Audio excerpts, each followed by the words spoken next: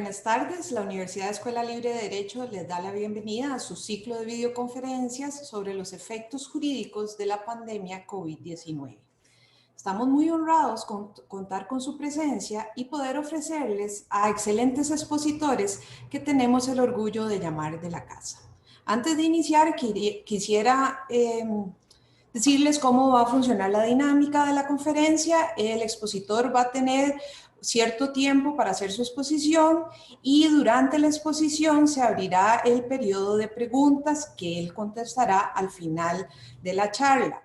Las preguntas se deben hacer única y exclusivamente por el sitio en la barra de abajo de sus pantallas que dice preguntas y respuestas. Por favor, por una cuestión de orden, no vamos a aceptar preguntas de audio ni preguntas que se hagan por el chat. Como les digo, pueden iniciar con sus preguntas desde que inicia la conferencia.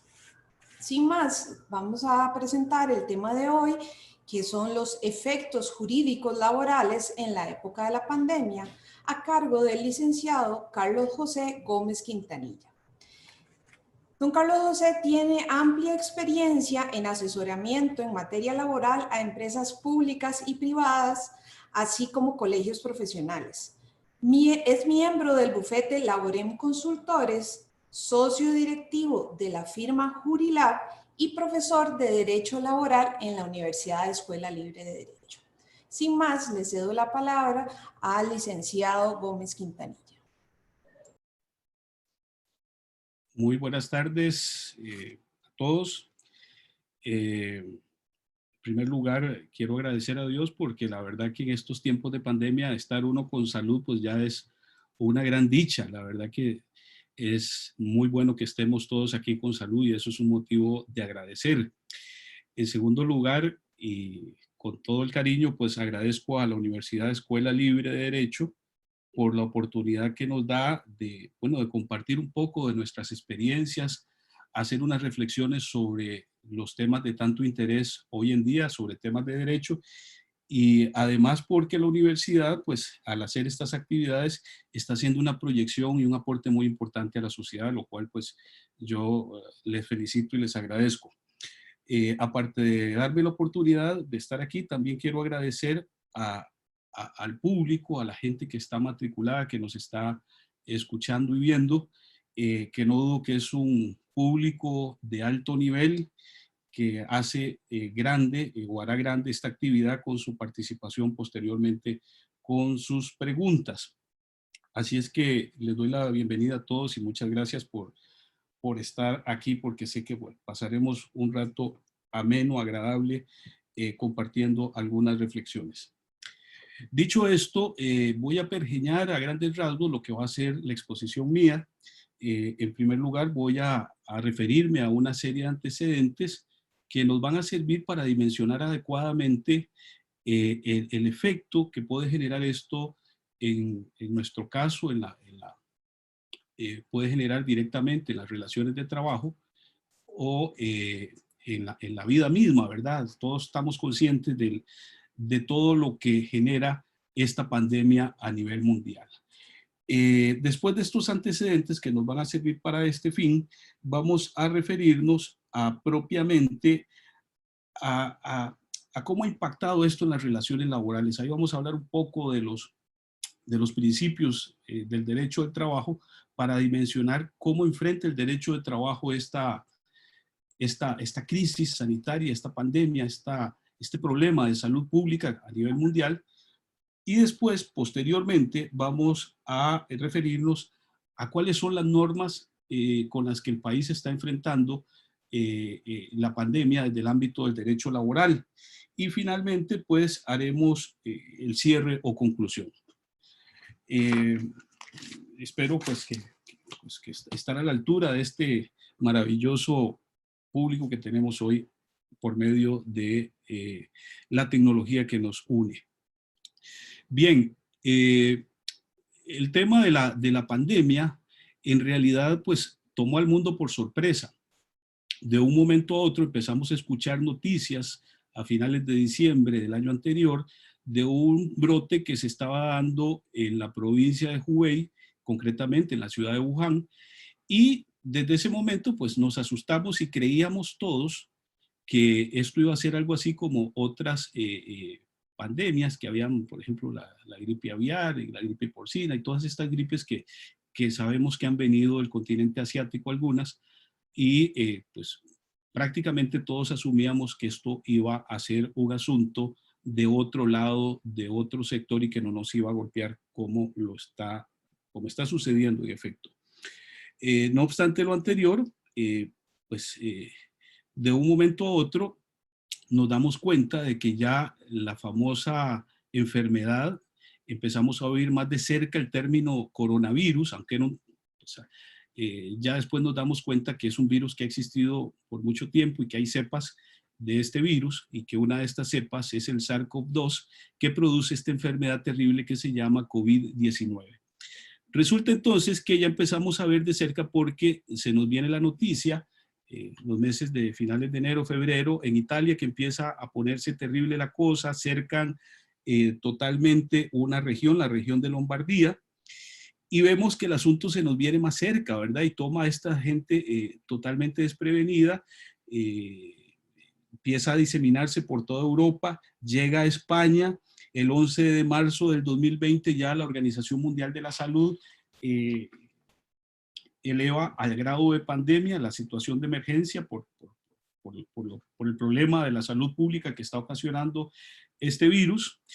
Y en España concretamente, el 14 de marzo de 2020, se publica en el Boletín Oficial del Estado un decreto que se titula Estado de Alarma. Este estado de alarma pues genera un impacto grande, porque se suspenden una serie de efectos en la economía, y se activa una cosa sobre la cual voy a referirme posteriormente, que es el ERTE, que es un expediente de para suspender y reducir las jornadas en España. Y pues el asunto empieza a verse más de cerca, ya vemos que de verdad se nos viene una amenaza. Entonces empiezan los gobiernos aquí a prepararse, a asumir un rol más protagónico. Llega la pandemia a Estados Unidos, y ahí sí es cierto que la tenemos más cerca, y pues con los impactos que ya conocemos todos sobre en Estados Unidos. Y vean qué terrible que en Estados Unidos la tasa de desempleo oficial es del 14.7%, y los entendidos en la materia, los estudiosos, ya están hablando de que a finales de abril o mayo es probable que la tasa de desempleo ande alrededor del 22%, al 20%. Va a subir al 15% y luego al 20%. Esto implica un montón de gente desempleada en Estados Unidos, y como ustedes saben, nosotros económicamente, por la relación que tenemos con los Estados Unidos, pues esto nos impacta. Incluso la OIT, la Organización Internacional del Trabajo, estima que esta pandemia podría cobrar alrededor de 25 millones de empleos en el mundo.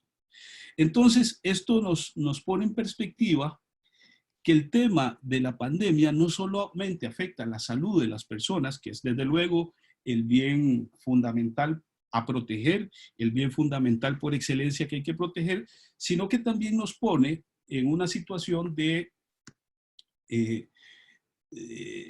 ver cómo protegemos el empleo. Y cuando digo protegemos, me refiero a los estados en el mundo entero.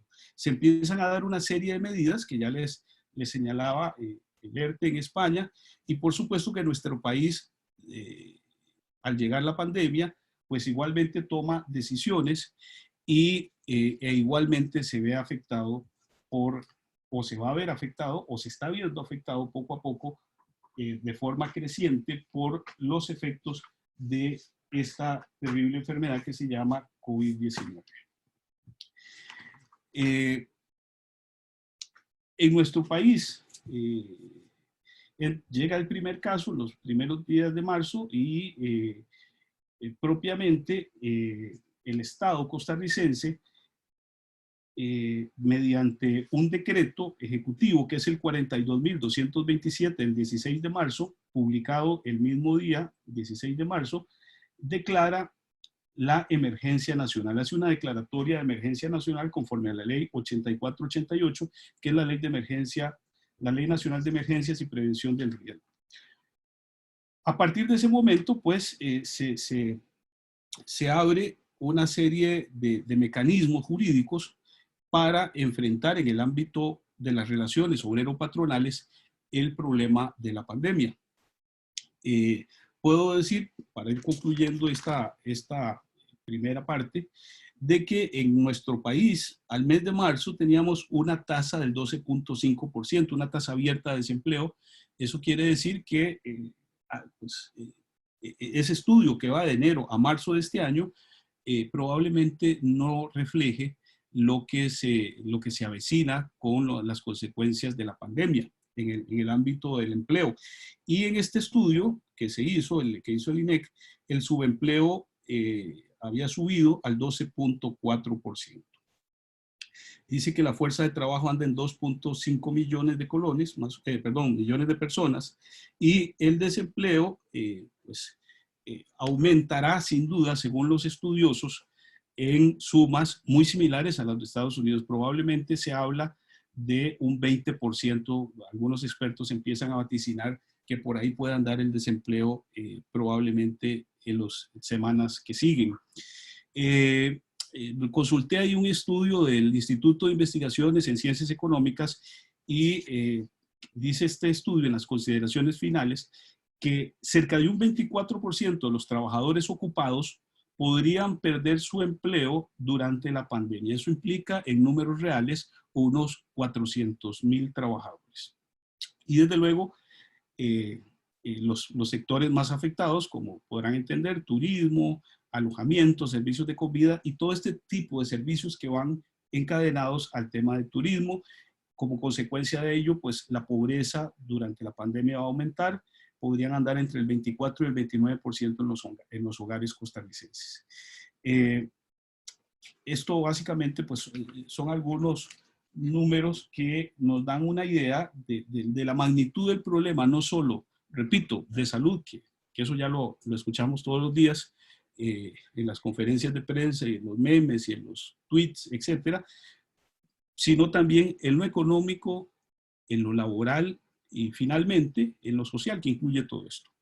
Entonces, no cabe duda que todo esto que estamos hablando implica un impacto, definitivamente tiene que impactar. ¿Por qué? Porque si no hay, si los servicios no se prestan, si no hay clientes, las fuentes de empleo disminuyen, eso implica que mucha gente que tenía trabajo lo va a perder. Y esto hace que el gobierno pues tome una serie de medidas que vamos a ver a continuación. Así entonces, dentro de las medidas que se toman, de alguna manera tratando de proteger el empleo, de hecho eso fue una de las frases que escuchamos en los primeros días cuando se dictaron muchas de estas medidas, que eran normas y medidas y decretos para proteger el empleo. Entonces se emite, después de la declaratoria de emergencia que ya les mencionaba, se emite en primer lugar la ley 9832 de 21 de marzo de 2020. Esta ley 9832 se titula Autorización de Reducción de Jornadas de Trabajo ante la Declaratoria de Emergencia Nacional. Fue publicada en el Alcance 56 a la Gaceta 58 el lunes 23 de marzo del 2020. Seguidamente se emite el reglamento que al procedimiento de suspensión de contratos de trabajo. Este decreto o este reglamento se emite mediante el decreto 42248 MTSS, publicado en la Gaceta 55 del viernes 20 de marzo del 2020. También posteriormente tenemos una ley, la 9839, que fue publicada en el Alcance 74 a la Gaceta 70, que es más reciente, del 4 de abril del 2020, que entrega el Fondo de Capitalización Laboral a los trabajadores que vieron reducida su jornada y suspendido el contrato de trabajo. Hay otras, ya no digamos a nivel de leyes y decretos, sino otras disposiciones gubernamentales que también se toman para compensar o darle una mano a los trabajadores afectados. Me refiero al bono proteger, que es una ayuda por 3 meses por un valor de 125.000 colones mensuales, que se le da a las personas a las que se les redujo la jornada en más de un 50%, o que fueron despedidas o que se les suspendió el contrato de trabajo. También a los trabajadores independientes, temporales o informales con ingresos reducidos. También se dispuso un bono de la mitad del bono anterior, es decir, de 62.500 para las personas trabajadoras a las que se les aplicó una reducción salarial por disminución de jornada igual o inferior al 50%. Otra disposición que se emitió a manera de recomendación fue el adelanto de vacaciones. Se propició a través del Ministerio de Trabajo pues el disfrute de vacaciones adelantadas. Recuerdo que se dio una directriz incluso para que todos los trabajadores que tuvieran vacaciones ya consolidadas o ya cumplidas sin haber sido disfrutadas, pasaran a disfrutarlas, y también los que no tuvieran derecho, pues se les adelantara ese derecho para que las empresas pudieran y el Estado mismo pudiera pues aprovechar o no verse impactado directamente despidiendo a los trabajadores o suspendiéndoles el contrato. Es decir, como una medida alterna a medidas más gravosas, se dispuso el adelanto de vacaciones. Bueno, básicamente pues ahí de pronto podemos hablar de alguna otra medida. Sin embargo, en mi opinión, estas son digamos, las medidas más importantes que toma el Estado costarricense para, en el ámbito laboral, para pues, enfrentar a la pandemia. Por ahí anda también un proyecto de ley sobre pasar los feriados a los fines de semana, que está ahí. Es un proyecto que también es probable que de pronto se convierta en ley, pero bueno, todavía está a nivel de en la etapa de publicaciones, todavía no hay nada concreto, pero bueno, podría ser otra disposición que llegue en algún momento a ser realidad. Pero bueno, por lo pronto, en el ámbito laboral, me parece que estas son las medidas más importantes. Voy a empezar a comentar la última que mencioné, que es las vacaciones adelantadas, porque esto quizá, no sé, probablemente mucha gente se lo cuestionará, pero una gran mayoría ve esto como una solución. Aquí uno podría plantearse, ¿realmente este adelanto de vacaciones es conforme con la Constitución? ¿Cumple el fin que tienen las vacaciones? ¿No se estará distorsionando el tema de las vacaciones en perjuicio del trabajador para solventar una crisis? Bueno, aquí hay que tener en cuenta varias cosas. La primera cosa que hay que tener en cuenta es que en épocas de crisis estamos ante circunstancias excepcionales.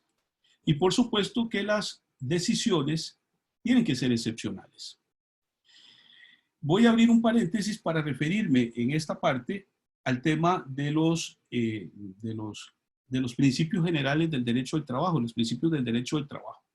Porque no podemos entender el derecho del trabajo si no es a partir de los principios y en este momento de crisis confrontándole con los efectos de la pandemia para buscarle soluciones que se ajusten al interés de todos y al final pues no salgan unas partes más perjudicadas que otras. Al final de cuentas pues siempre habrá gente o personas que piensen que hay abuso de una de las partes. El patrono lo dirá de parte de los trabajadores y los trabajadores de parte del patrono, pero lo cierto es que en el ámbito del derecho laboral los principios matizan de alguna manera y ayudan a pues buscarle una solución más o menos armónica, equilibrada a estos problemas. Como ustedes saben, el tema de los principios del derecho del trabajo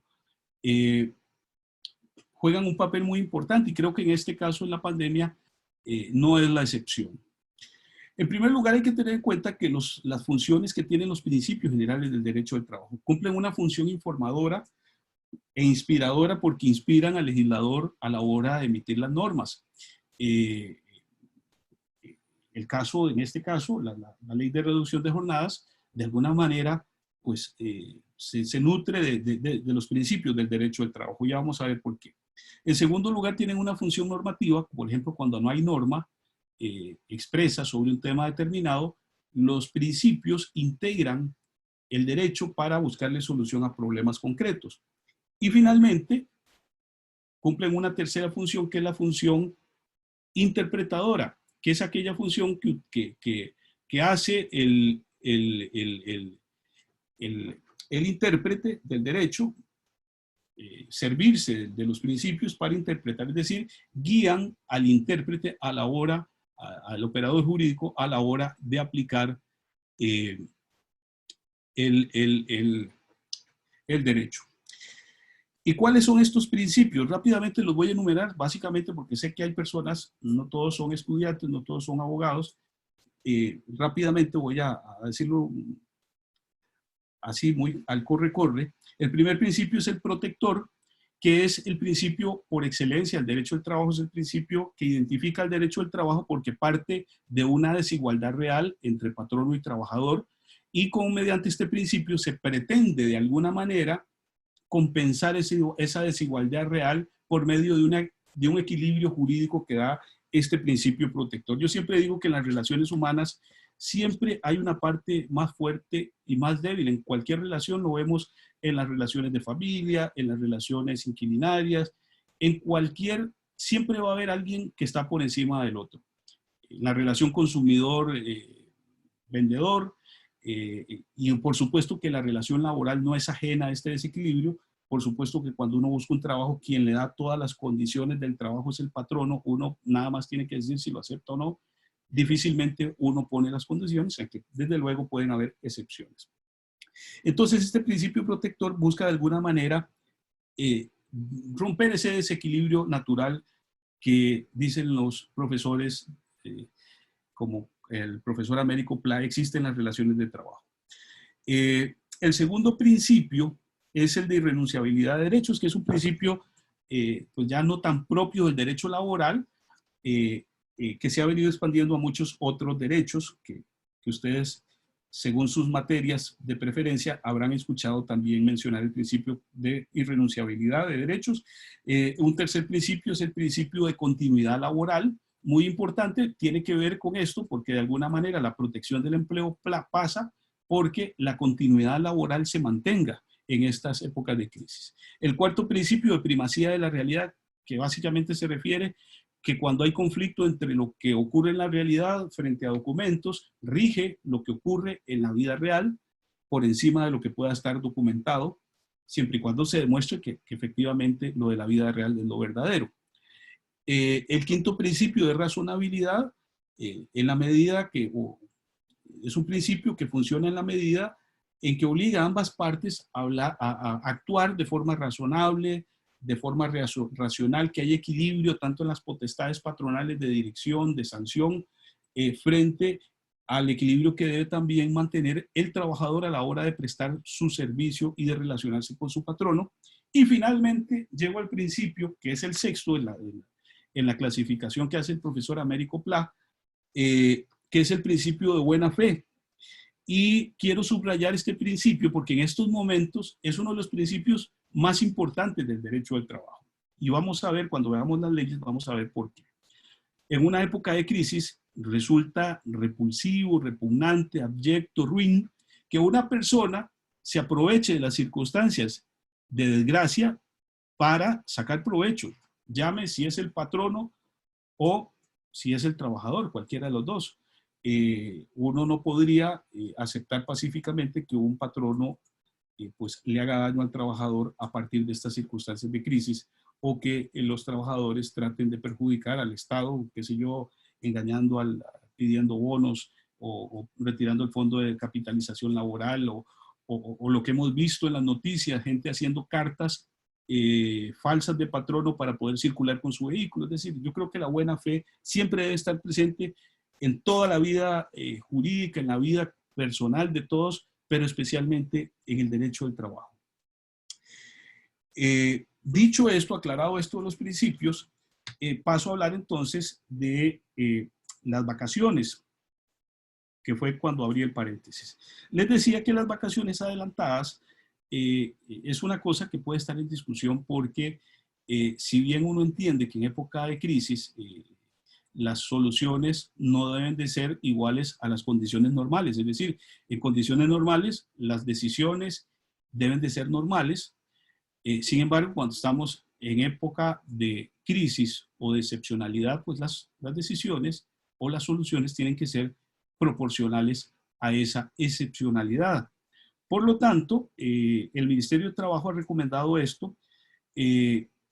La Sala Constitucional, por ahí escuché a alguien que decía que la Sala Constitucional avaló esto. Yo no estoy tan seguro de que la Sala Constitucional haya avalado esto. El único voto que encontré del estudio que realicé previo a esta presentación, lo que encontré fue una resolución de 23 de abril, es bastante reciente, no tiene ni un mes, es la 7721-2020 de la Sala Constitucional, dictada a las 9 horas 30 minutos del 23 de abril del 2020, donde el objeto de la acción de amparo, en lo que tiene que ver con vacaciones, porque tenía que ver con varias otras pretensiones, decía que se cuestionaba la forma de disponer el Poder Judicial sobre las vacaciones de los funcionarios judiciales. Decía la persona que interponía el recurso de amparo o la acción de amparo, que esta forma de disponer de las vacaciones, es decir, de darles por adelantado las vacaciones de forma obligatoria, violentaba el derecho a la Constitución. Al final de cuentas, la sala, aunque ha conocido, porque yo he visto varias sentencias donde se ha referido al derecho de vacaciones y hasta de la forma de disfrutarla, ha dicho que la sala que las vacaciones se tienen que disfrutar, que es un derecho, pero que el trabajador no puede imponerle el momento, sino que es el patrono. Pero claro, estamos hablando cuando las vacaciones se ha consolidado el derecho, es decir, después de las 50 semanas de labor continua, no como adelanto. Pero en este caso la sala lo que resuelve, básicamente se declara incompetente para resolver el asunto. Dice la sala en este voto, no es competencia de esta sala analizar en qué momento las personas funcionarias judiciales deben gozar de sus vacaciones, pues esta es una potestad de las autoridades judiciales revisable en la vía administrativa o de legalidad ordinaria. Entonces, hay una gran diferencia entre decir que la sala ha avalado esto al confrontarlo con lo que dice la sala, que en realidad es una declaratoria de incompetencia por razón de la materia, es decir, no es materia constitucional, sino que usted tiene que ir a la vía ordinaria. Entonces, ¿en qué quedamos? ¿Las vacaciones adelantadas están a derecho o no están a derecho? Bueno, es un asunto que habrá que ver qué dicen los jueces, pero les puedo decir que la Organización Internacional del Trabajo tiene un documento, este documento que se llama las normas de la OIT y el COVID-19, preguntas frecuentes. Hay varios temas que se abordan, y cuando la OIT se refiere al tema de las vacaciones, inmediatamente y sin vacilar mucho, dice, no se le puede exigir, vean lo que dice, la pregunta que se hace la OIT y que después se responde es, ¿se puede exigir a un trabajador que use sus vacaciones? Ojo, que use sus vacaciones, el derecho a vacaciones. Téngase en cuenta que aquí se recomienda el adelanto de vacaciones. Dice, los empleadores no deberían exigir unilateralmente a los trabajadores que utilicen sus vacaciones anuales en caso de que se decida que no acudan al trabajo como medida de precaución para evitar una posible exposición al contagio. En el convenio sobre las vacaciones pagadas 1970, convenio número 132, se dispone que la época en que se tomarán las vacaciones se determinará por el empleador previa consulta con el trabajador. Bueno, entonces, en conclusión, la OIT no ve bien que se imponga como solución para que no acudan al trabajo los trabajadores, el exigir unilateralmente a los trabajadores. Consecuentemente, yo particularmente, si a mí me preguntan, mi consejo es concilien con el trabajador que el adelanto de vacaciones. Creo que en época de crisis, la misma OIT dice que es el momento de aplicar el diálogo social. Y creo que eso es una cosa que la crisis de pronto nos ayude a reflexionar para mejorar el diálogo social en nuestro país. El siguiente tema, el bono proteger, no me voy a referir porque es una cosa administrativa, pero quizá lo que podría decir aquí es que este bono, a pesar de que podríamos verlo como una ayuda, digamos, como algo propio de la seguridad social, en nuestro caso sale del presupuesto nacional. Eso tiene que estar presupuestado y no sale de lo que conocemos propiamente como seguridad social, aunque sea una medida de contingencia típica de la seguridad social. Y paso ahora a referirme a las tres figuras. Mira, me brinqué una hora que cité las normas, no cité la ley de teletrabajo. Voy a referirme ahora a estas tres medidas que son las más utilizadas para enfrentar la crisis sanitaria en nuestro país. Les decía en primer lugar, la ley de autorización de reducción de jornadas, el reglamento y el artículo 73 y siguientes del Código de Trabajo, que se refieren a la suspensión temporal de los contratos de trabajo, y desde luego, el que se me había olvidado citarles, la regulación del teletrabajo, que cuenta con una ley, la ley 9738 del 18 de septiembre del 2019. Entró en vigencia el 10 de octubre del 2019 y que ya incluso pues tiene su reglamento que fue promulgado el 20 de diciembre de 2019. Esas a grandes rasgos son las normas que ha promulgado nuestro país. Hablemos de la suspensión de los contratos de trabajo. La suspensión de los contratos de trabajo es una figura que está prevista en el Código de Trabajo desde el año 1943 en que se promulgó el Código de Trabajo. En este caso, el Código de Trabajo establece que la suspensión puede ser total o parcial de los contratos de trabajo. Y algo muy importante, la suspensión no implica la terminación del contrato de trabajo, ni mucho menos la extinción de los derechos y las obligaciones que surgen del contrato de trabajo. Y esto es muy importante porque si queremos proteger el empleo, desde luego que una figura como la suspensión del contrato, aunque eso implique que se suspenden los efectos del contrato, por ejemplo, no hay que prestar el servicio, ni el patrono tendrá que pagar el salario, pero claro, es una medida menos gravosa que aplicar el despido. También el código establece que esta suspensión de los contratos de trabajo puede afectar a una parte de los trabajadores. Es decir, puede afectar a una parte total o parcialmente o puede afectar a toda la empresa. Y posteriormente, el artículo 74 nos establece las causas de suspensión colectiva. Hay que tener en cuenta que hay causas de suspensión colectiva y causas de suspensión individual. En el caso que nos ocupa, sin lugar a dudas, una causa de suspensión individual, la fuerza mayor o el caso fortuito, que es justamente lo que nos ocupa con ocasión de la pandemia. Eso está en el artículo 74, dice son causas de suspensión de los contratos de trabajo sin responsabilidad para el patrono ni para los trabajadores. Bueno, la falta de materia prima para llevar a cabo adelante los trabajos, siempre que no sea imputable al patrono, y la fuerza mayor o el caso fortuito cuando traiga como consecuencia necesaria, inmediata y directa la suspensión del trabajo. Y C, la muerte o incapacidad del patrono cuando tenga como consecuencia necesaria, inmediata, directa la suspensión del trabajo. Por ahí escuché que esto muy poco se da. Sí han habido suspensiones, quizá no todos los días, pero han habido evidentemente cuestiones, actividades o acciones o casos fortuitos o de fuerza mayor que han justificado este tipo de figuras.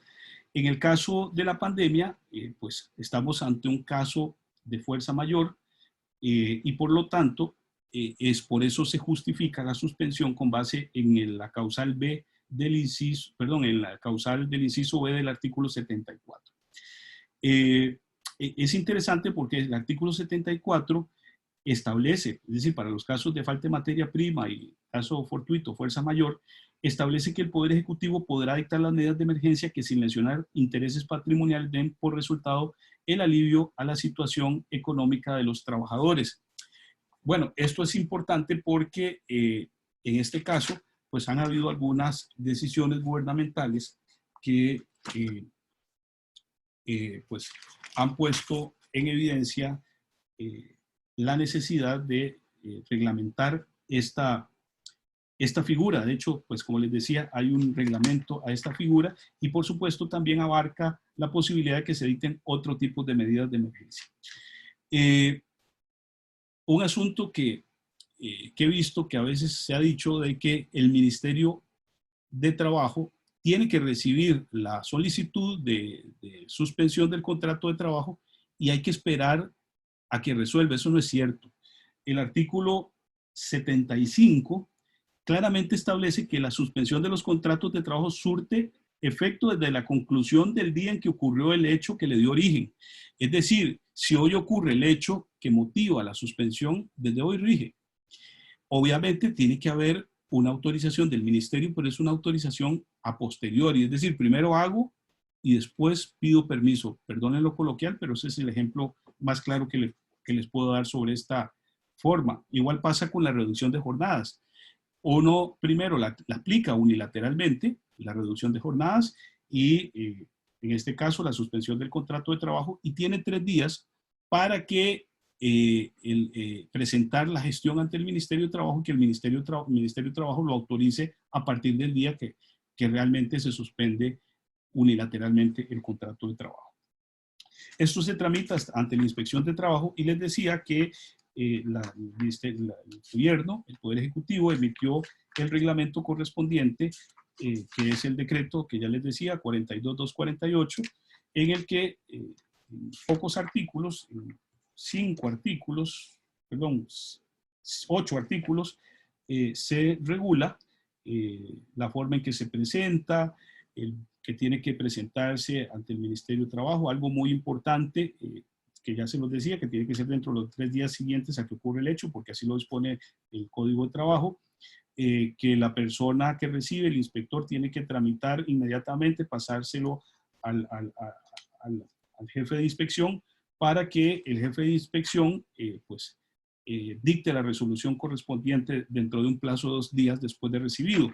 Algo muy importante, este reglamento en el inciso 1 establece los requisitos, ¿verdad? Debe indicarse todas las causas, la exposición clara de los hechos, explicar si la suspensión es total o parcial, porque perfectamente podría haber una suspensión parcial, el plazo que se estima que podrá durar la suspensión, los puestos sobre los que se va a aplicar la suspensión, la lista de las personas trabajadoras y sus correos electrónicos, muy importante porque después el ministerio tiene que avisarles cuando ya concluye la suspensión para que se reintegren a sus trabajos.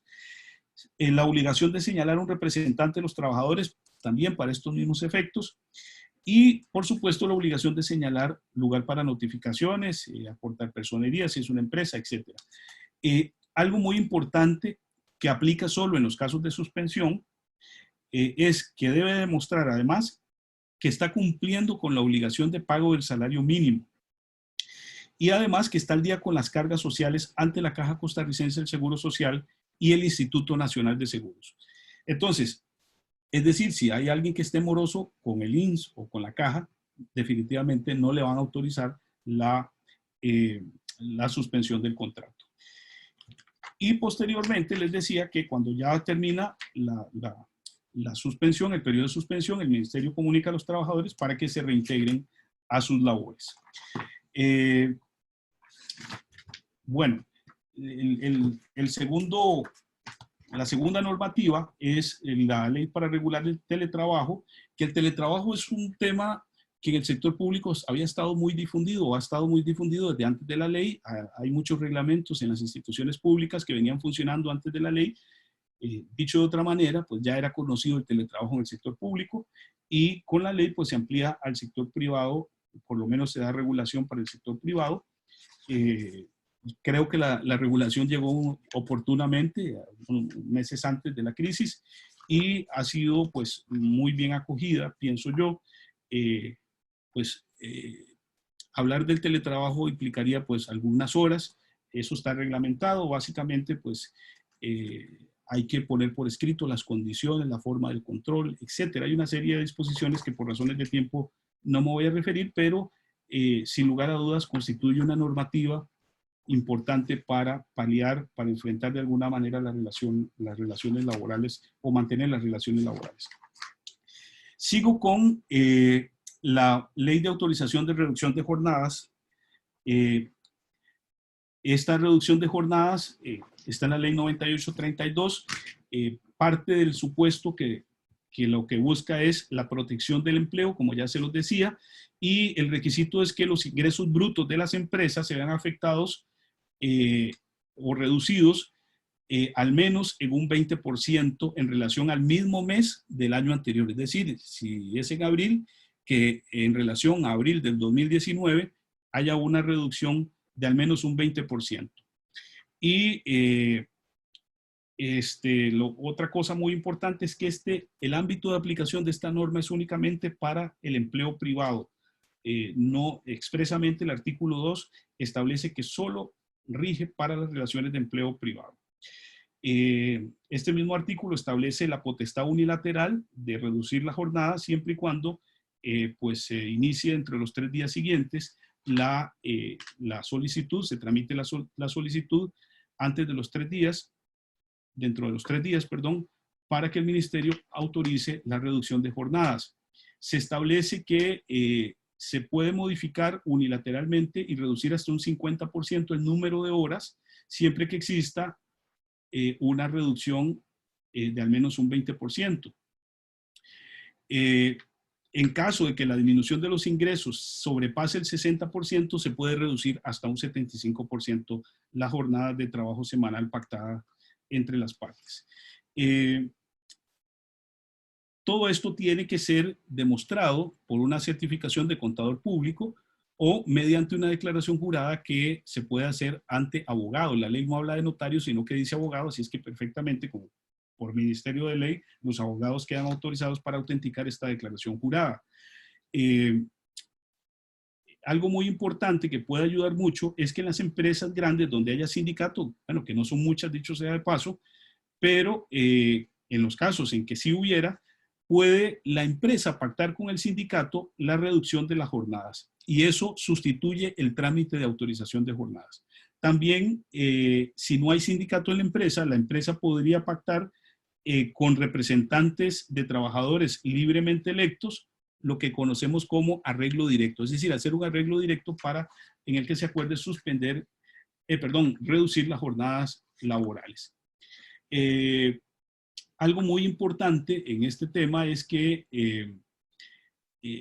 no es posible que se suspenda la jornada, que se reduzca la jornada laboral o que se suspenda el contrato de trabajo en caso de mujeres embarazadas o en periodo de lactancia. Estas personas no pueden ser sujetas ni de reducción de jornadas ni de suspensión de contratos de trabajo. Tampoco puede utilizarse esta figura para discriminar, ¿verdad? Aprovechar y decir, bueno, como fulano no me cae bien, le reduzco las jornadas. Tiene que, evitarse estos fines discriminatorios. De igual manera, cuando hay personas aforadas, es decir, personas que tienen algún fuero de protección contra el despido, la reducción de jornadas solo procede cuando se establezca al menos para el 90%. De los trabajadores. Y después el artículo 7 trae una serie de sanciones para cuando se violente este principio de buena fe y se utilice con fines distintos. Como ustedes ven, se potencia un poco la negociación colectiva, dándole participación al sindicato cuando lo hay, o por medio de la figura del arreglo directo. Algo muy interesante que a mí me llamó la atención es que el artículo 11 establece lo que se llama permuta de tiempo no laborado.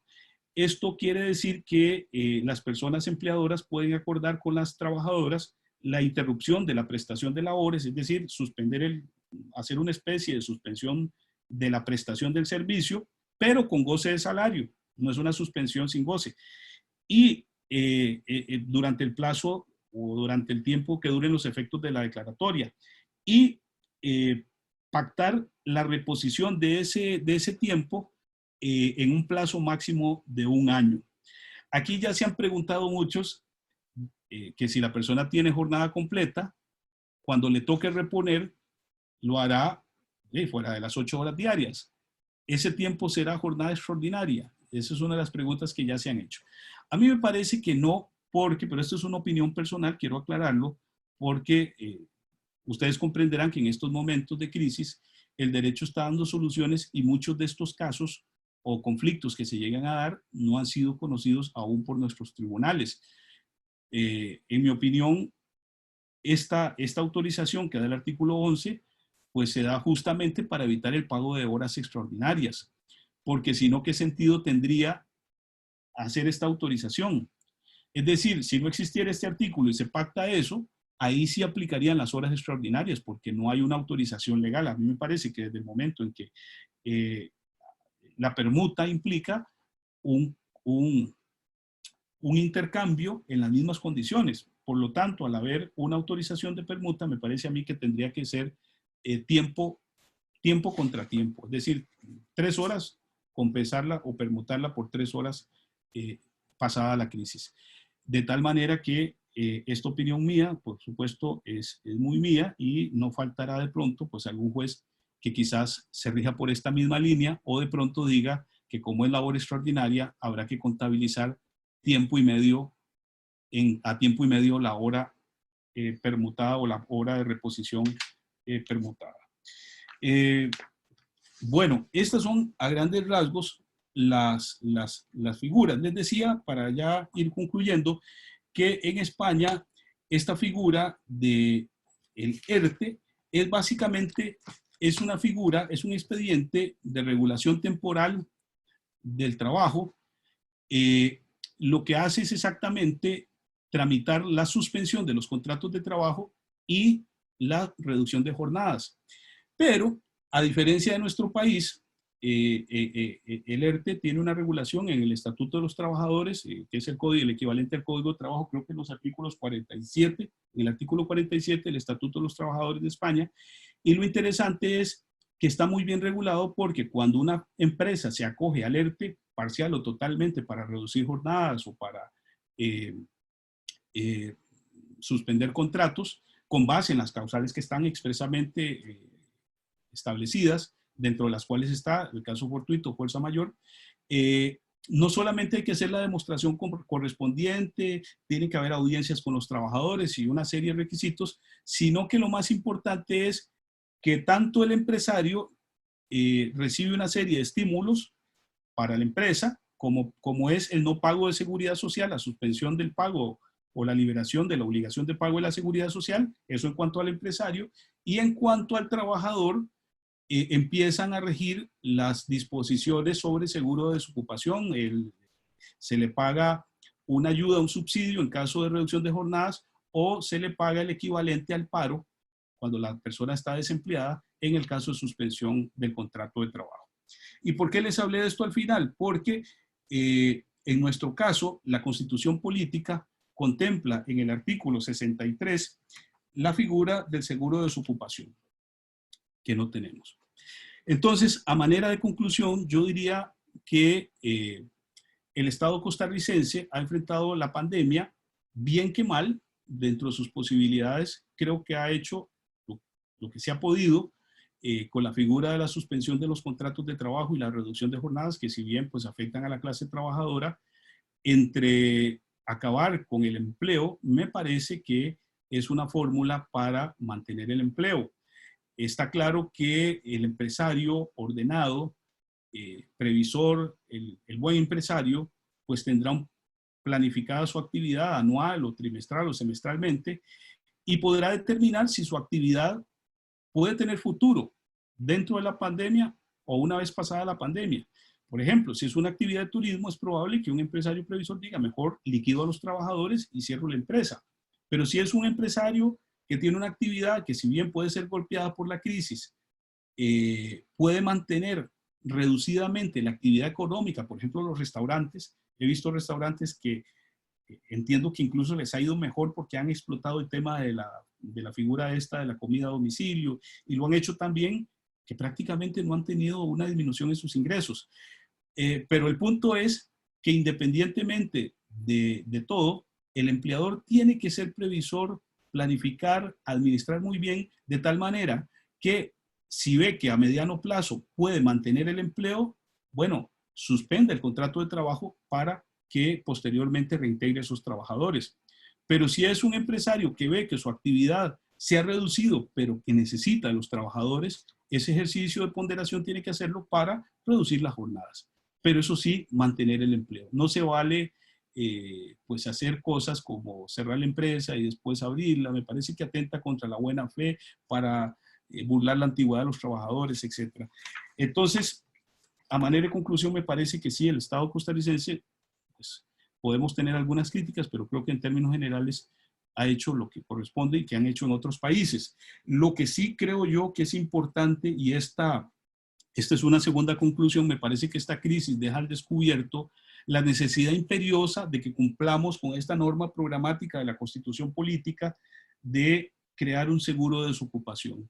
Porque en casos como estos es donde uno ve la necesidad de la existencia de un seguro de desocupación. Imagínense ustedes que si tuviéramos un seguro de desocupación, estas ayudas del bono proteger no tendrían que darse porque las daría justamente este seguro de desocupación, como sucede en España cuando se acoge una empresa a estas figuras de la suspensión o de la reducción de jornadas. Por lo tanto, creo que esa es la gran deuda que queda en evidencia por parte de los legisladores, crear un seguro de desocupación para situaciones de emergencia como la que nos ocupa. De esta manera, pues dejo rendida mi exposición. Espero haber sido que haya sido de mucha utilidad y haber estado a la altura de las expectativas de ustedes. En todo caso, pues quedo abierto para el segmento de preguntas. Les agradezco mucho. Muchísimas gracias, don Carlos. La primera pregunta es de Andrés Cisneros. Saludos, profesor. Desde su punto de vista, ¿qué otra medida puede o le recomendaría al gobierno implementar y que para usted sea relevante aplicar o implementar?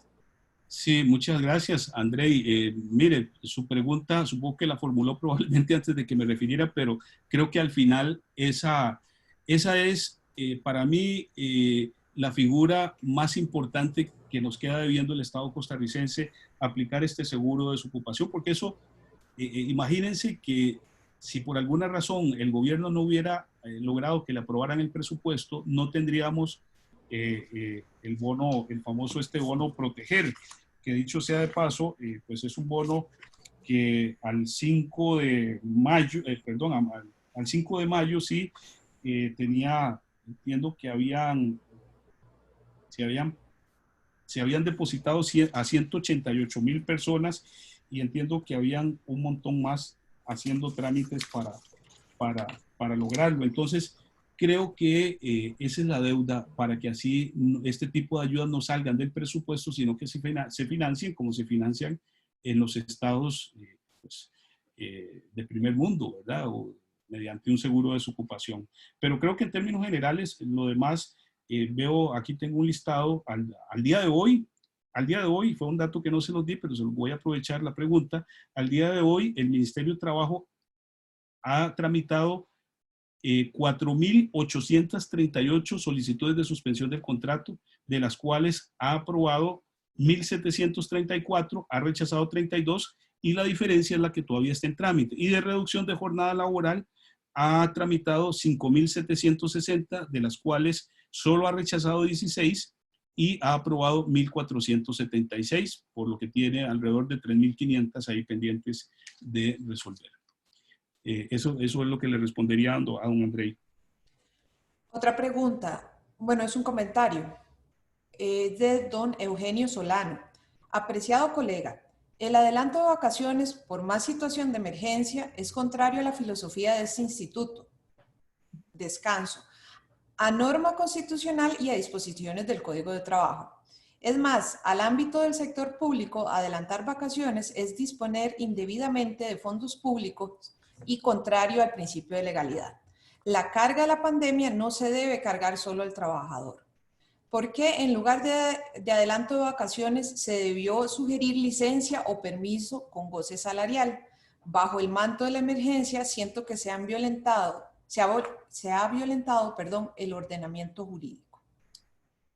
Bueno, un saludo cordial a nuestro amigo Eugenio Solano, que dichosamente pues, nos hace aportes muy buenos y nos da la oportunidad de polemizar y de pues, hablar, dar nuestra opinión sobre el tema, porque ciertamente pues, lo hice a golpe de tambor el tema del tema de vacaciones, pero efectivamente yo creo que efectivamente si nos vamos en términos puros y simples al tema, está claro que la filosofía del derecho a vacaciones es que el trabajador, después de 50 semanas de labor continua, cumplan un fin profiláctico, ¿verdad? Es decir, que el trabajador descanse y pueda aportarle a la empresa el año siguiente con más energía o con una mejor disposición de salud mental y física, un mejor rendimiento a la empresa. Eso es indiscutible y estamos totalmente de acuerdo con don Eugenio. Aquí el tema es que lo que hablábamos, que algunos señalan de que en época de crisis, bajo la figura de la emergencia, todos tenemos que sacrificar derechos, algunos fundamentales. Por ejemplo, el tema de la restricción vehicular, el tema de que no te dejen ir a ciertos sectores, que no se puedan realizar ciertas actividades. Es decir, si nos vamos propiamente a confrontar derechos que se ven conculcados con ocasión de la pandemia, podríamos acusar al Estado de violentar la libertad de culto porque no nos permiten ir a las iglesias, no nos permiten ir a los cines, no nos permiten, bueno, ahora ya los cines pues está claro que ya quedó, fue liberado, pero hay muchas actividades que se nos han cercenado. Entonces, lo que dicen los estudiosos del derecho público es básicamente que en casos de emergencia, en situaciones de emergencia debidamente decretadas, el principio de legalidad se relaja un poco, es decir, el mismo sistema permite que legítimamente la juridicidad ceda frente a soluciones excepcionales que podrían incluso en apariencia contravenir, pero no la contravienen porque el mismo sistema jurídico lo permite. Yo creo que efectivamente el principio de buena fe, y ahí la importancia de los principios, incluso el mismo principio protector, debería de inspirar a las autoridades para proteger en la medida de lo posible estos derechos como el derecho a vacaciones. Y si ya no queda otra opción, pues que sea la última razón. Pero evidentemente el tema es bastante polémico y yo particularmente creo que ese ejercicio debe realizarse siempre a la par de principios como el principio protector y el principio de buena fe. Incluso vean, por ejemplo, en el caso de la reducción de jornadas, hay claramente una manifestación pública del Estado de proteger el empleo. Frente a lo más gravoso que es el despido, despedimos. Frente a lo más gravoso que puede, perdón, frente a lo más gravoso que es el despido, suspendemos o reducimos jornadas. Frente a lo gravoso que puede hacer despedir a alguien, mire, yo prefiero mejor que me adelanten las vacaciones. Entonces es un tema que siempre va a generar algunas ideas. Yo particularmente creo que efectivamente debería ser la última, incluso la OIT, como ya lo decía antes, no está de acuerdo también con esto. Pero bueno, ahí queda y habrá que ver los tribunales si se llegan a pronunciar sobre este tema. Una pregunta de don Pablo Lara. Buenas tardes, profesor. Si el trabajador está afiliado a un sindicato y el patrono requiere suspenderle el contrato de manera individual, la negociación o el acuerdo se lleva a cabo directamente entre el trabajador y el patrono o debe interceder el sindicato, o bien podría pedirse la asistencia y de ser así, ¿por qué? Sí, gracias, Pablo. Efectivamente, su pregunta es de suyo importante porque puede confundirse la autorización que da la ley para el caso de reducción de jornadas para que intervenga el sindicato o el comité permanente y para la firma de un arreglo directo, pero esto solo está autorizado para la reducción de jornadas porque en el caso de la suspensión, la ley no prevé esa posibilidad, de hecho lo establece únicamente como una potestad unilateral del empleador, siempre y cuando solicite la autorización al Ministerio del Trabajo. Tan es así que si el empleador no solicita esta autorización, pues el trabajador perfectamente podría romper con responsabilidad patronal el contrato de trabajo. Es decir, eso es prohibido, no solicitar la autorización, pero contestándole puntualmente, no está autorizada esa posibilidad de que el sindicato participe en una negociación para hacer esto. Me parece a mí que debería de abrirse un poco esto para que pues, la actividad sindical se fortalezca y darle pues, importancia al sindicato y agilizar el trámite sin lugar a dudas. Pero ese es el trámite que está previsto en la ley. Ernesto Prado, ¿qué cree usted acerca del artículo 10 bis del Reglamento de Seguro de Salud de la Caja Costarricense del Seguro Social aprobado por la situación actual del COVID? ¿Cree usted que el haber aprobado ese artículo únicamente para la situación del COVID-19 podría dejar desamparados a los trabajadores en una eventual pandemia que no tenga que ver con el COVID-19? Sí, bueno, ahorita no tengo a mano el reglamento. Si me da un momento para buscarlo, le dejo la pregunta, voy a anotarla y mientras contesto las demás, pues puedo ir buscando el artículo de, vamos a ver, artículo 10 bis del reglamento.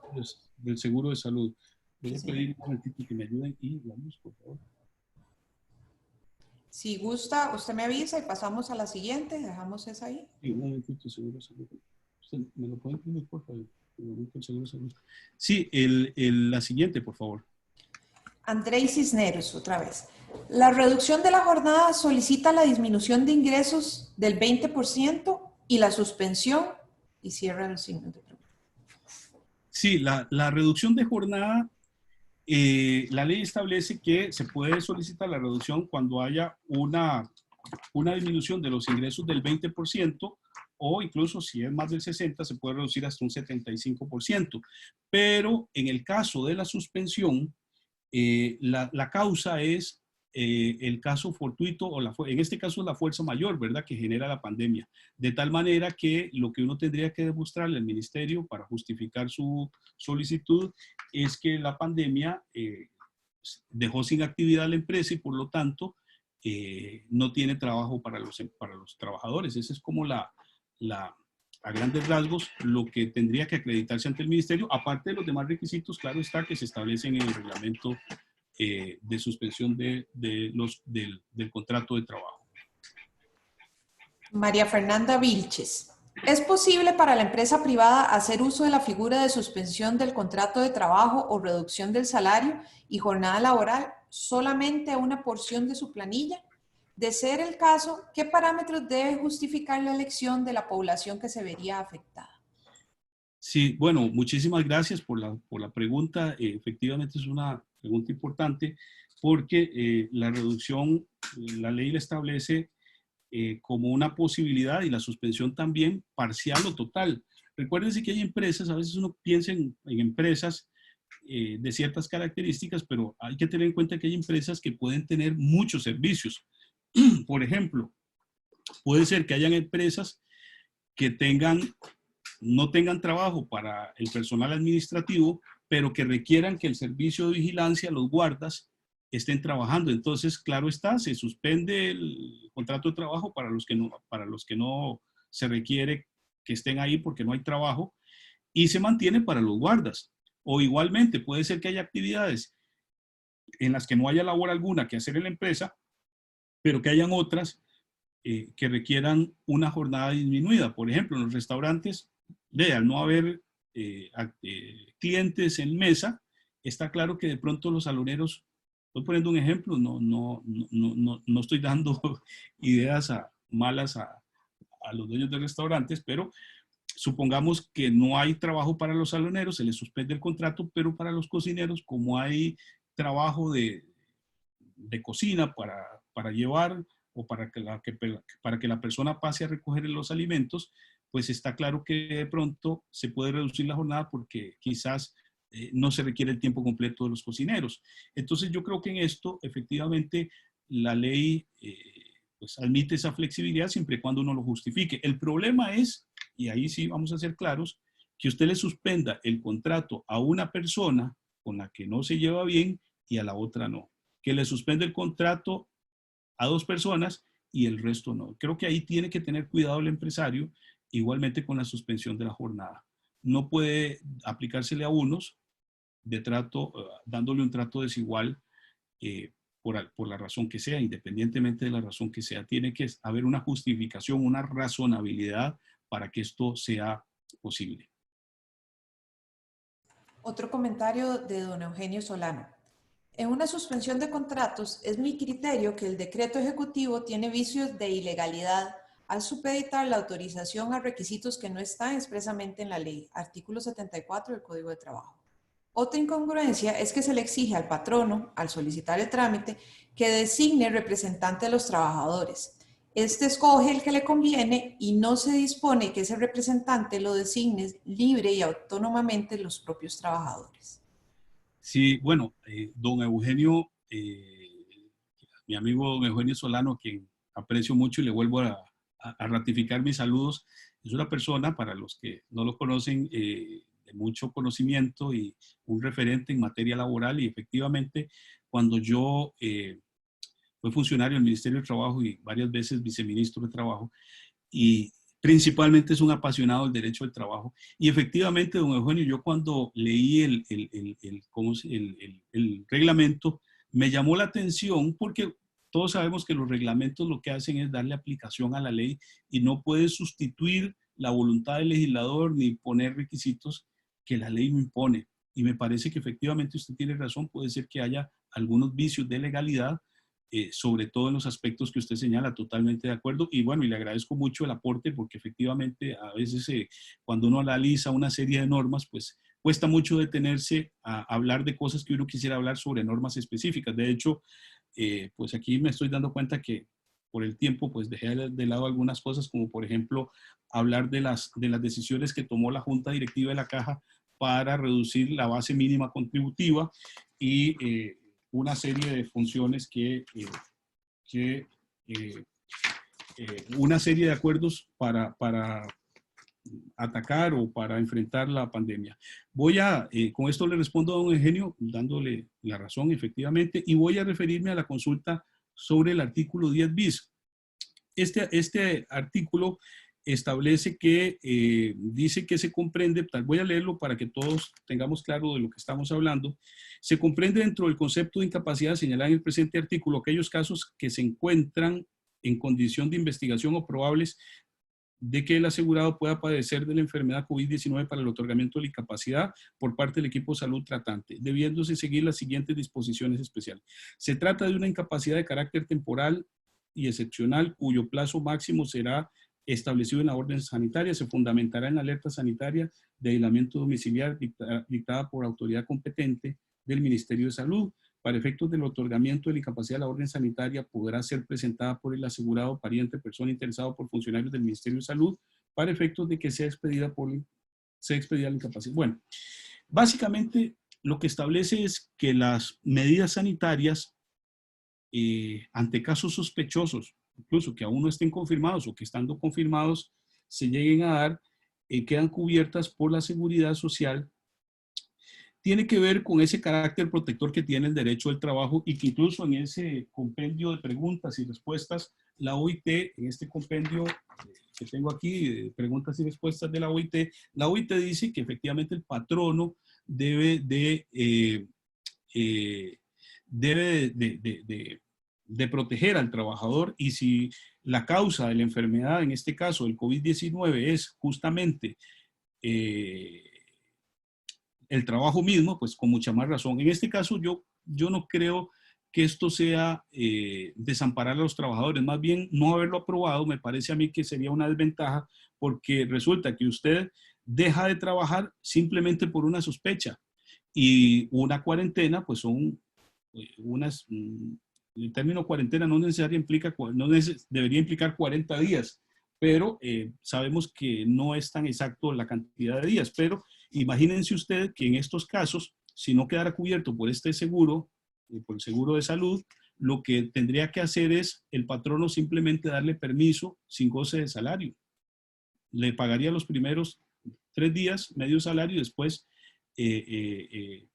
quedaría descubierto el trabajador. Con esta disposición, más bien de lo que se trata es de proteger al trabajador, al menos esa es mi opinión, para para contestarle a don Ernesto Prado González. No sé si le capté bien la pregunta, pero si era esa sería mi respuesta. Y le agradezco mucho la pregunta. Muchas gracias, don Carlos. Angie Herrera, buenas tardes. En el caso de que el Ministerio de Trabajo y Seguridad Social rechace la solicitud de reducción de jornadas y se les tenga que pagar lo que dejaron de percibir, es decir, el 50%, ¿se podrá aplicar la permuta? Sí, la permuta se podría aplicar siempre y cuando sea acordada con los trabajadores. Acordémonos que aquí hay una serie de derechos irrenunciables, no se puede reducir jornadas. El tema de las jornadas es sagrado porque estamos ante un derecho irrenunciable. Entonces tiene que haber una autorización legal, que en este caso es la que da el artículo 11. En este caso, este artículo establece esa posibilidad siempre y cuando sea acordada con los trabajadores. No puede ser unilateral. Si es acordada, sí se puede, y si es unilateral, no se podría. Y creo que habla, no, perdón, esta es otra, vamos a ver. Con la opción de la permuta. Bueno, ok, esta es otra pregunta, creo, más bien la de Andrei. Sí, de don Andrei. Don Andrés Cisneros, con la opción de la permuta, ¿qué podría pasar con un caso en el cual se realizó la permuta y luego, cuando todo vuelva a la normalidad, un tiempo después se rompe la relación laboral y quedan horas a favor del empleador? ¿Se podría rebajar de la liquidación? Eso es una excelente pregunta. En primer lugar, habría que ver, el artículo 11 establece que el plazo, dice, en tal caso las personas trabajadoras respondan en el plazo máximo de un año el tiempo no laborado. A mí me parece que efectivamente el patrono tiene la potestad de cobrar eso, es una deuda que se genera a favor del patrono. Lo que sí no se podría es rebajarlo de la liquidación. Recordémonos que estos conceptos de liquidación, máxime cuando estamos hablando de algunos derechos irrenunciables como vacaciones y aguinaldo, no se podrían compensar o rebajar de la liquidación, ni tampoco en el caso de preaviso cesantía. Lo que sí está claro que el patrono tendría acción cobratoria en la vía laboral contra este trabajador. Muchas gracias. Una pregunta de Brian Castro. Buenas tardes, profesor. Tomando en cuenta que el artículo 71, inciso H del Código de Trabajo establece que el trabajador debe acatar las medidas preventivas que acuerden las autoridades y los patronos, y considerando que el artículo 81, inciso F, indica que una de las causales para dar por terminado el contrato laboral por parte del patrono es comprometer la seguridad del lugar donde se realizan las labores, ¿podría afirmarse que un patrono puede despedir con causa justa a un trabajador que tiene una enfermedad contagiosa debidamente diagnosticada y que lo haya ocultado para seguir laborando? ¿Qué pasaría en el caso de que un empleado que no respeta la distancia establecida por el patrono en tiempos del virus? ¿Sería también justa causa para su despido por comprometer la seguridad? Bueno, muchas gracias. Ya estas preguntas, vale que diste el nombre, podrían devengar honorarios. No, no, es broma. Son tan difíciles las preguntas y muchas gracias por hacerlas, porque esta es la idea de este ejercicio académico. Los profesores estamos para responder preguntas. Para eso estamos. Yo creo que el día que los profesores nos neguemos a investigar, a contestar, pues yo creo que estamos en problemas. Le agradezco a don Brian porque es una excelente pregunta, es un supuesto que no tiene, no está divorciado de la realidad, todo lo contrario, cohabita casi que de forma escandalosa con la realidad en muchas empresas. Lo que pasa es que aquí el derecho laboral es un derecho cambiante, mutante, es muy maleable, es muy casuístico. Por lo tanto, la primera cosa que yo diría es que no pueden haber respuestas únicas ni respuestas tipo receta de cocina. Habría que matizar cada caso, verlo cada caso concreto, para determinar si efectivamente se dan ciertas circunstancias que motiven o no aplicar una sanción. Efectivamente, un trabajador que se comporta de la manera que lo señala don Brian, es decir, que no respeta la distancia o que oculta al patrono su enfermedad para, aún sabiéndolo, evidentemente hay una acción de mala fe. Es decir, el derecho, como lo establece el Código Civil en los primeros artículos, 21, 22, por ahí, el derecho no ampara las acciones contrarias al fin de las normas, es decir, no ampara el uso abusivo del derecho. Si bien hay un derecho a la estabilidad, si bien hay un derecho protector, por encima de ello no puede estar la mala fe. Todo lo contrario, tiene que haber una aplicación de buena fe. Por lo tanto, en un escenario en el que efectivamente el trabajador, conociendo de su enfermedad, sabiendo que debe respetar ciertos protocolos de distanciamiento, etcétera, protocolos sanitarios, y no los cuida o no los cumple, pues puede verse expuesto a una sanción que habrá que determinar de acuerdo a la gravedad del hecho, pero a mí me parece que sí es sancionable porque no se puede tolerar una situación que atente contra la salud de la gente. Recuerden que todo esto, hay que tener claro que en todas estas situaciones de emergencia a partir de una crisis sanitaria, todos los demás derechos quedan relegados a un segundo plano. Todos los derechos. ¿Y cuál queda en primer lugar? El derecho a la salud y la vida. Por lo tanto, a partir de esa supremacía de un derecho fundamental como es la salud y la vida, los demás derechos ceden para ser restringidos conforme a derecho. Por lo tanto, la potestad disciplinaria está también sujeta a esta misma dinámica que acabo de señalar. Muchas gracias por la pregunta, muy buena pregunta. Carla Cortés, un saludo y agradecimiento por esta excelente ponencia. Precisamente lo que usted bien señaló, hay algunas empresas que aprovechan la crisis para hacer reducción de jornada o suspensión laboral para luego dejar sin trabajo a algunos de sus colaboradores, amparándose en la crisis. En ese sentido, ¿no se estableció un recurso para que el trabajador pueda argumentar que el patrono no se encuentra en los supuestos del decreto? Sí, la ley habla, concretamente la ley de reducción de jornadas, establece en el artículo 7 algunas sanciones, faltas y sanciones. Por ejemplo, dice que se sancionará con base en la tabla de sanciones establecida en el artículo 398 del Código de Trabajo. Ojo, utilizar la medida temporal, es decir, la medida de suspensión temporal, de manera fraudulenta con un fin distinto al de la preservación del empleo. Vean que la ley desde el principio deja clara que esa ley tiene como objeto la preservación del empleo. Es decir, si se utiliza de forma fraudulenta en contra de este fin, por supuesto que hay una violentación de esta norma y se tipifica esto como falta. Dice, o sin que la disminución de sus ingresos responda al suceso provocador, porque puede ser que hayan empresas que vengan tan mal, que estaban a punto de cerrar y con esta disposición pues aprovechen para confundir a la administración pública, declarando que la reducción de ingresos responde a la crisis cuando en realidad era una empresa que ya venía mal administrada. Otra falta, utilizar la medida temporal establecida en la presente ley contra un trabajador o un grupo de trabajadores con un fin discriminatorio, que ya lo señalábamos.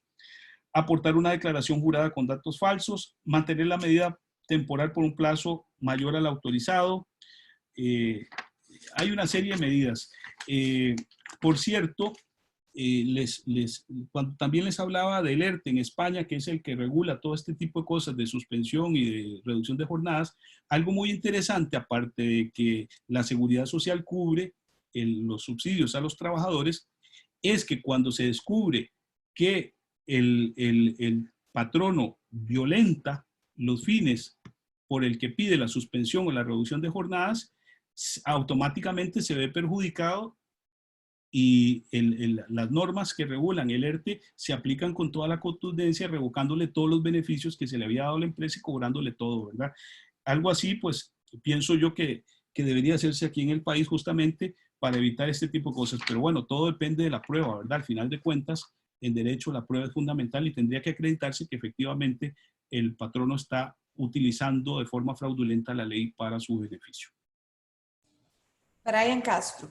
Según el artículo 83, incisos G y H, si el patrono no cumple con las medidas de seguridad mínimas en el lugar de trabajo y existe peligro grave para el trabajador y además se compromete por imprudencia o descuido inexcusable como la falta de protocolos, la seguridad del trabajador, ¿se podría afirmar que el trabajador puede dar por terminado el contrato de trabajo con causa justa? Sí, bueno, Gracias, don Brian. Excelente pregunta. Efectivamente, el artículo 83 establece las causas por las que el trabajador puede romper el contrato de trabajo. Es decir, este artículo 83 vendría a ser el equivalente al artículo 81 del Código de Trabajo, que establece las causales por las que el patrono puede romper el contrato de trabajo por medio del despido. Aquí es al revés. Es el trabajador tiene causas para romper el contrato de trabajo y hacer lo que en jurisprudencia se conoce autodespido, como autodespido, o despido encubierto o rompimiento con responsabilidad patronal. Pero para ello, pues se depende de la prueba. Si se logra demostrar que el patrono ha violentado estas disposiciones y se acredita la prueba, pues por supuesto que podría ser una causa, y supongamos ahora la OIT en este documento que les indicaba, pues establece la obligación de que los patronos tomen las medidas de seguridad e higiene ocupacional, adopte. El Instituto Nacional de Seguros ha hecho un trabajo en esa línea también, y si el patrono no las cumple, a pesar de habérsele prevenido, puede el trabajador romper el contrato de trabajo. Pero hay algo muy importante en esta forma de romper el contrato de trabajo por cualquiera de las causales. Hay que tener en cuenta que la jurisprudencia ha dicho de forma reiterada que el rompimiento del contrato por parte del trabajador no puede ser intempestivo, sino que tiene que preceder de un apercibimiento al patrono. Es decir, debe mandársele una carta y decirle: mire, señor, usted no está acatando tales y cuales disposiciones, le doy, obviamente eso dependerá de las circunstancias, le doy 2 días o una semana, dependerá de la gravedad y la urgencia, y si usted no cumple, daré por roto el contrato de trabajo con responsabilidad patronal. Solo en ese efecto, cumpliéndolo de esa manera, tendría derecho el trabajador a reclamar pues sus prestaciones, sus derechos laborales por el rompimiento con responsabilidad patronal. Maripaz Vargas. Si uno como empresa tramitó la reducción de la jornada laboral, pero sigue como pendiente de aprobación o rechazo, ¿cuál sería la sanción si uno por este tiempo aplica la reducción por necesidad sin saber todavía la decisión final del Ministerio de Trabajo, siendo que uno termine como rechazado? Muchas gracias. Sí, vea, la regla es que la decisión es unilateral. Es decir, la aplicación de la reducción de jornada es inmediatamente que usted, determina que hay que aplicarla. Una vez que se dan los presupuestos para la procedencia, usted la aplica unilateralmente. Nada más que tiene 3 días para hacer el trámite. De tal manera que si se rechaza, usted tendrá que cubrir los salarios, las diferencias salariales. Y si se rechaza, ese rechazo tiene que ser justificado. De hecho, podría eventualmente, si falta algún requisito, hacérsele una prevención. Pero si es porque no se cumplen los requisitos que establece la ley, pues puede rechazarse. Pero la aplicación usted la hace desde el principio. Yo diría que un patrono ordenado, pues tendría ahí una reserva, una contingencia por aquello que la rechacen. Pero no hay que esperar a que haya un pronunciamiento del ministerio para aplicarla. Se aplica desde el momento en que se dan los hechos que motivan la suspensión, cuando es suspensión, o la reducción, cuando es reducción. Repito, en ambos casos es una decisión unilateral que se aplica de forma inmediata, pero que dentro de los 3 días siguientes se le pide autorización al Ministerio de Trabajo. Laura Rivera. Buenas noches, profesor. ¿Qué sucede con la suspensión del contrato de trabajo en las empresas, negocios que solo tienen un empleado? ¿Opera el mismo 20% de mostrar o varía por la cantidad de empleados? Sí, gracias Laura, buenas noches. En cuanto a suspensión, no hay que demostrar el 20% en la disminución de ingresos. En la suspensión, solo hay que demostrar que se da un caso fortuito o fuerza mayor, en este caso un caso de fuerza mayor como es la pandemia, y que esa causa genera que no haya trabajo, que no tenga trabajo para el trabajador, y justifica de esa manera la solicitud ante el Ministerio de Trabajo, de tal manera que el ministerio pues tenga que suspender el contrato. Si es reducción de jornada, ahí es donde se aplica ese porcentaje de disminución de ingresos. Igual hay que presentarlo para reducir la jornada, aunque sea un solo trabajador. Doña Erika Hernández. El plazo de suspensión de jornada o reducción de jornada se da por un mes, prorrogándose por 2 meses más. Las leyes aprobadas indican que esas prórrogas deben ser hasta un plazo de 9 meses. ¿Será necesario presentar pasados los 3 meses toda la documentación o será automática? ya que las resoluciones que están enviando indican un mes prorrogable, hasta 2 meses más, tomando en cuenta la cantidad de solicitudes recibidas y la mayoría pendiente de resolver. ¿Se ha señalado algo al respecto? Sí, en mi opinión no hay necesidad de hacer un nuevo trámite porque la causa que genera, vamos a ver, recuerden que la reducción de jornadas, como ya lo indicaba al contestar la respuesta a la pregunta anterior, es una decisión unilateral. Es decir, si unilateralmente yo reduzco la jornada, mientras se mantenga el hecho que motiva la jornada, se mantiene ¿cómo se llama? La autorización de la reducción de jornada. Por lo tanto, lo que se hace es, lo que yo recomendaría es que una vez que se vence el plazo que da el ministerio, porque el ministerio le pone el plazo de un mes, no sé por qué le ponen un mes, es una buena pregunta, que mejor que no me la pregunten porque no sé por qué ponen un mes. Supongo yo que creen que el COVID se va a acabar en un mes, ojalá Dios quiera que así sea, pero todos los pronósticos son contrarios a lo que piensa el ministerio, no se va a acabar en un mes. Entonces, yo diría que si le ponen un mes, al vencer el mes, nuevamente tramite la solicitud de prórroga. En ese caso, lo que sí tiene que acreditar la persona empleadora es que se mantienen las condiciones, es decir, tendrá que hacer una declaración jurada al menos, indicando que al día de hoy se mantiene la causa que generó la reducción de jornadas. En conclusión, no hay que, una vez vencido el plazo, no hay que dejar pasar más de 3 días y, o antes se podría pedir la prórroga de la reducción de jornada. Igual puede pasar en la suspensión también. Angie Herrera hace un agregado a su pregunta. La pregunta inicial era, en el caso de que el Ministerio de Trabajo y Seguridad Social rechace la solicitud de reducción de jornadas y se les tenga que pagar lo que dejaron de percibir, es decir, el 50%, se podrá aplicar la permuta. Continúa diciendo, la consulta es porque el Ministerio aún no nos ha aprobado la reducción, pero en el reglamento no dice que debe de ser de mutuo acuerdo. Sí, si estamos hablando de suspensión, no hay permuta. Se suspende el contrato de trabajo, pero creo que está hablando de reducción de jornada. En el artículo 11 dice claramente, dice, las personas empleadoras podrán acordar. Cuando se utiliza la frase acordar, implica esto un acuerdo, y el acuerdo implica mutuo acuerdo, es decir, que haya una participación de una parte y otra, se pongan de acuerdo, en este caso sobre la permuta. Pero, volviendo a lo inicial, quiero tal vez explicarlo nuevamente. La reducción de jornada es un trámite, es una potestad unilateral del patrono. El patrono no tiene que esperar a que resuelva. El patrono la aplica y punto. Nada más que el patrono tiene 3 días para hacer el trámite. Si se aprueba la autorización, esto tiene efecto retroactivo al momento en que se dio. Dice, la autorización que otorga la Inspección de Trabajo tendrá carácter retroactivo a la fecha en que la persona empleadora adoptó la medida de reducción de jornada. Por lo tanto, no tiene que preocuparse, ellos tendrán que resolver, nada más que, bueno, si no cumplió con los requisitos, pues está claro que la van a rechazar.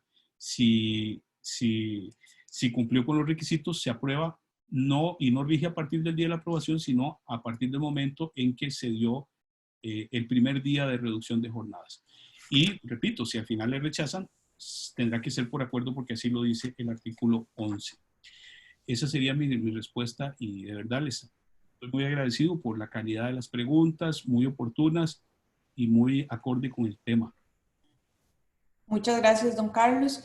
Vamos a cerrar entonces en este momento la actividad, agradeciéndole siempre su presencia y su colaboración. Muy interesante su charla. El tema se presta para muchísimo y sé que... Muchísimas gracias. La verdad que les agradezco la oportunidad y a todos los que participaron. Que pasen una feliz noche y cuídense mucho. Buenas noches, don Carlos. Muchas gracias. A todos, muchas gracias. Los esperamos mañana con los efectos jurídicos concursales en la época de la pandemia. Tengan buenas noches.